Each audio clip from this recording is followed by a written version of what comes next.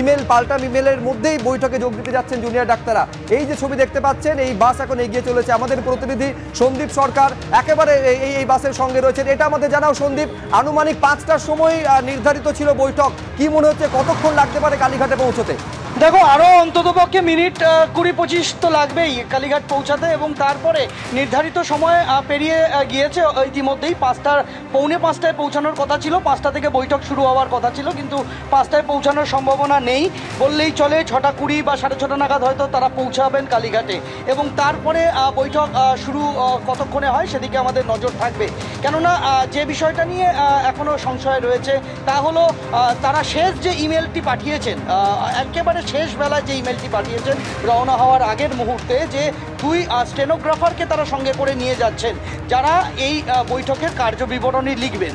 এই 2 স্টেনোগ্রাফারকে নিয়ে আবারও নতুন করে কোনো জটিলতা তৈরি হবে কিনা আমরা জানি না। এখন এই 2 স্টেনোগ্রাফারকে নিয়ে কোনো আপত্তি জানানো হবে কিনা প্রশাসনের তরফে আমরা জানি না। ফলে সেই জায়গায় দাঁড়িয়ে আবারও এই ইস্যুতে কোনো জটিলতা তৈরি হয় কিনা সেই বিষয়টা এখনও পর্যন্ত কিন্তু স্পষ্ট নয়। তবে হ্যাঁ, এই যে তৃতীয় ইমেলটি পাঠানো হয়েছে স্টেনোগ্রাফার সংক্রান্ত, এই ইমেলের কোনো পাল্টা ইমেল কিন্তু এখনও প্রশাসনের তরফ থেকে আসেনি। এই ইমেলটি পাঠিয়েই তারা রওনা হয়ে গিয়েছেন। এই মুহূর্তে পার্ক সার্কাস স্টেশনের ওপর দিয়ে মা ফ্লাইওভার দিয়ে এই মিছিল এজেসি বোস রোড ফ্লাইওভারের দিকে এগোচ্ছে, অর্থাৎ পার্ক সার্কাসের কাছাকাছি রয়েছেন জুনিয়র ডাক্তাররা। তারা নিজেরাই বাসের বন্দোবস্ত করেছেন। প্রশাসনের তরফে এর আগেও দুবার আমরা দেখেছি যে নবান্নের যে বাস পাঠানো, নবান্নের যে বৈঠক এবং কালীঘাটের এর আগের দিনের বৈঠক, দুটি বৈঠকেই প্রশাসনের তরফ থেকে ট্রান্সপোর্টেশনের প্রস্তাব দেওয়া হয়েছিল, কিন্তু তারা প্রত্যাখ্যান করেছেন। আজও যে বাসটি নিয়ে তারা যাচ্ছেন, এটি তারা নিজেরা উদ্যোগ নিয়ে তারা এটা বন্দোবস্ত করেছেন এবং নিজেদের ঠিক করা বাসেই তারা যাবেন বলে ঠিক করা বাসে তারা যাচ্ছেন। আমি এইখানে একটা উল্লেখ করতে চাইবো যে 4:57 যে মেলটা করা হয়েছে জুনিয়র ডাক্তারদের তরফে, স্পষ্ট জানিয়ে দেওয়া হচ্ছে representatives are ready for the meeting with 2 professional transcript writers. অর্থাৎ 2 জন স্টেনোগ্রাফার নিয়ে তারা যাচ্ছেন। তারা পৌঁছানোর পর কি হবে নিঃসন্দেহে সেদিকে নজর থাকবে। কিন্তু সেই কালীঘাটে এই মুহূর্তের ছবিটা কীরকম? ঘড়ির কাঁটা অনেকটা পেরিয়ে গিয়েছে। ঘড়ির কাঁটায় এখন 6:05, অর্থাৎ 1 ঘন্টা 5 মিনিট অতিবাহিত।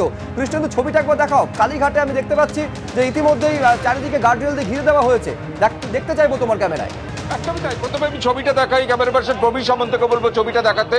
মমতা বন্দ্যোপাধ্যায়ের বাড়ির এই গলি, এবং সেই গলি কার্যত একদম দুর্গ বানিয়ে ফেলা হয়েছে, এবং এখানেই বাস এসে দাঁড়াবে, এবং এখান থেকেই ডাক্তারদের প্রতিনিধিরা তারা মমতা বন্দ্যোপাধ্যায়ের বাড়িতে এসে পৌঁছবেন। এবং ইতিমধ্যে ডিজি রাজীব কুমার, মুখ্য সচিব, স্বরাষ্ট্র সচিব, এমনকি স্বাস্থ্য প্রতিমন্ত্রী চন্দ্রিমা ভট্টাচার্য তারা প্রত্যেকে এসে উপস্থিত হয়েছেন। অর্থাৎ যে বৈঠক 5টা থেকে শুরু হওয়ার কথা ছিল, 1 ঘন্টা 5 মিনিট দেরি হলেও সেই বৈঠকের আশায় কিন্তু দুপক্ষই আজকে আগ্রহী, এবং এটাই তারা বারবার ইমেলে প্রমাণ করতে চাইছেন। কিন্তু আজকে প্রশ্ন হচ্ছে এই বৈঠকটা কি হবে, এবং হলেও সেই বৈঠকে কি সমাধান সূত্র বেরোবে, এটাই এখন সবচেয়ে বড় প্রশ্ন। কারণ আজকে তুমি যেটা বললে যে মেলে ডাক্তাররা উল্লেখ করেছেন ইমেলে যে তারা 2 জন পেশাদার স্টেনোগ্রাফার বা তারা নিয়ে আসছেন, এবং এই যে পেশাদার ট্রান্সক্রিপ্ট রাইটার তারা আনছেন আজকে 2 জনকে, তাদের ঢোকার ক্ষেত্রে কোনো প্রতিবন্ধকতা তৈরি হবে? সরকার পক্ষ কি মেনে নেবে? এবং আদৌ যদি বৈঠকটাও হয়, তারপর সেই বৈঠকের মূল দাবি থাকছে, চিকিৎসকরা প্রথম দিন থেকে বলছেন যে তারা 5 দফা দাবিতে তারা অনড়, তারা অবিচল। তারা লাইভ স্ট্রিমিং হয়নি তারা মেনে নিচ্ছেন, কিন্তু তারা ভিডিওগ্রাফি হচ্ছে না তাও মেনে নিচ্ছেন, কিন্তু 5 দফা যে দাবি চিকিৎসকদের সেটা মানতেই হবে, তার সঙ্গে কোনো কম্প্রোমাইজ তারা করবেন না। এবং তার মধ্যে উল্লেখযোগ্য হলো কলকাতার পুলিশ কমিশনারের পদত্যাগ বা অপসারণ। এবং একেবারে রওনা হওয়ার আগে এটা স্পষ্ট করে দিয়েছেন কোনো রকম সমঝোতা তারা করবেন না, এবং এটাও স্পষ্ট করে দিয়েছেন যে ট্রান্সক্রিপ্ট অর্থাৎ লিপিবদ্ধ করা সেটা 2 তরফেই কিন্তু হতে হবে।